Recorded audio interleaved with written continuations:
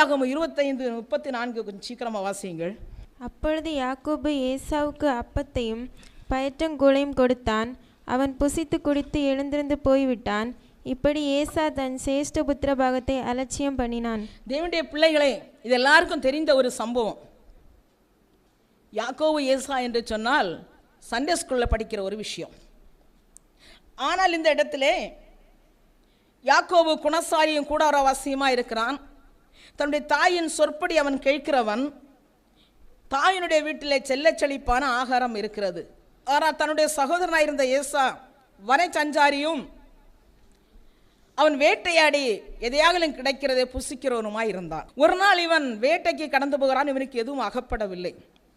இவன் மறுபடி வீட்டிலே கடந்து வருகிற போது தன்னுடைய சகோதரன் சமைத்து கொண்டிருக்கிறான்.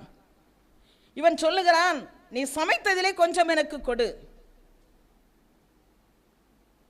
இவன், நீ உன்னுடைய சேஷ்டபுத்திர பாகத்தை எனக்கு கொடுப்பாயா? பேரம் பேசுகிறான் நம்மளை மாதிரி.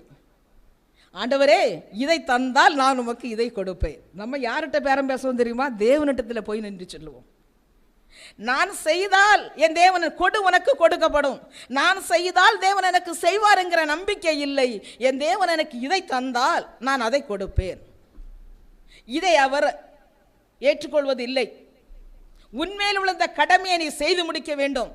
இங்கு யாக்கோபு ஏசாவிடத்தில் பேரம் பேசுகிறான். உன்னுடைய சேஷ்டபுத்திர பாகத்தை எனக்கு தந்தால் என்னிடத்தில் இருக்கின்ற பயிற்றங்கூழை நான் உனக்கு கொடுப்பேன். நான் உனக்கு அப்பத்தை தருவேன், நீ புசித்து. உடனே இவன் சொல்லுகிறான், நானே சாக போகிறேனே, அப்படியானால் இந்த சேஷ்டபுத்திர பாகம் எனக்கு எதுக்கு? அவன் ஒன்று உணர்ந்து கொள்ள வேண்டும். இந்த வேதாகமத்திலே சேஷ்டபுத்திர பாகத்தோடு பிறந்தவன் இவன் ஒருவன் மட்டுமே. அந்த உலகத்தில் இருந்த ஜனங்களுக்குள் சேஷ்டபுத்திர பாகம் இல்லை. இவன் இது உணர்ந்து கொள்ளவில்லை. சொற்ப அஜாக்கிரதை. நீ நான் நினைப்போம், என்னுடைய குடும்பத்தில் பெயர் சொல்லக்கூடிய 50 பேர் இருக்கிறார்கள்.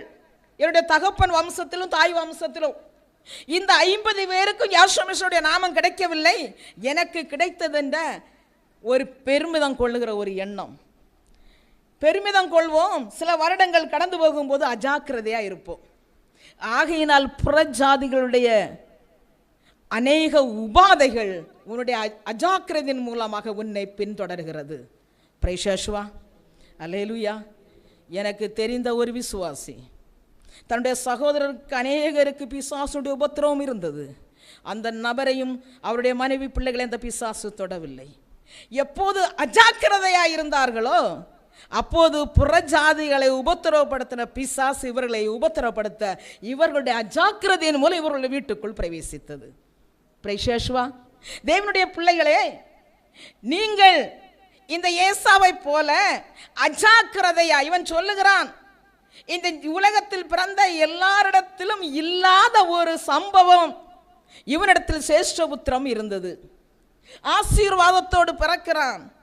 ஐயோ, மாம்ச சரீரம் சாக போகிறதே, பின்ன எதற்கு இந்த ஆவிக்குரிய ஆசீர்வாதம் என்று சொல்லி அஜாக்கிரதையாக இவன் என்ன செய்தான் என்று சொல்ல, சேஷ்டபுத்திர பாகத்தை அலட்சியம் பண்ணி அவனுக்கு பயிற்றங்குலுக்காக விற்று போகிறான்.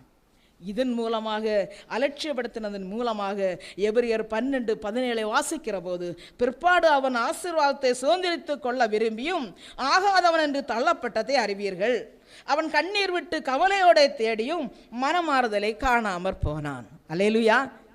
அந்த சொற்ப அஜாக்கிரதையானது வாக்கு தத்தத்தோடு, ஆசீர்வாதத்தோடு, சுதந்திரத்தோடு இந்த உலகத்திலே வாழ்ந்து கொண்டிருந்தவன் மாம்சம் மண்ணோடு ஒட்டிக்கொண்டிருந்தபடியால், அவனுடைய ஆத்துமாதுக்குள் இருந்தபடியால் இந்த அஜாக்கிரதையாக சேஷ்டபுத்திர பாகத்தை தன் சகோதரனுக்கு ஒரு நிமிஷத்திலே அதை அவன் விட்டு தொலைத்து போகிறான்.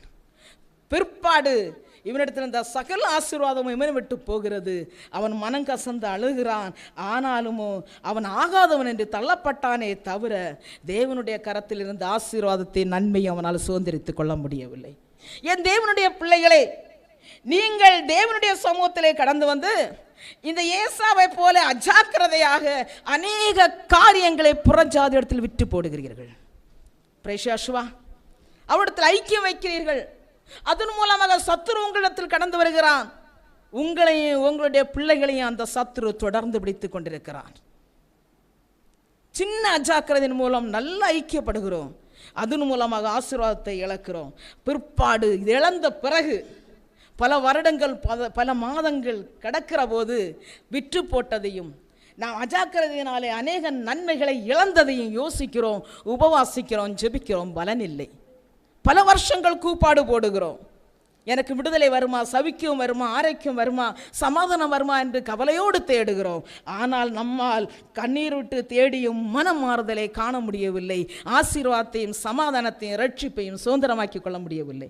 பிரைஷாஷ்வா, அல்லேலூயா. ஆனால் நாம் எங்கே இருக்கிறோம்? தேவனுடைய சமூகத்தில் தான் இருக்கிறோம். நான் தேடுகிறோம், கவலை விடுகிறோம், கண்ணீர் வடிக்கிறோம், எப்படியாக எனக்கு ஒரு விடுதலை கிடைக்காதா என்று தவம் இருக்கிறோம். ஆனால் நாம் அலட்சியம் பண்ணினபடியால், அஜாக்கிரதையாக இருந்தபடியால் தேவனுடைய சமூகத்திலிருந்து ஆசீர்வாதத்தை நன்மையை நம்மால் பெற்றுக்கொள்ள முடியவில்லை.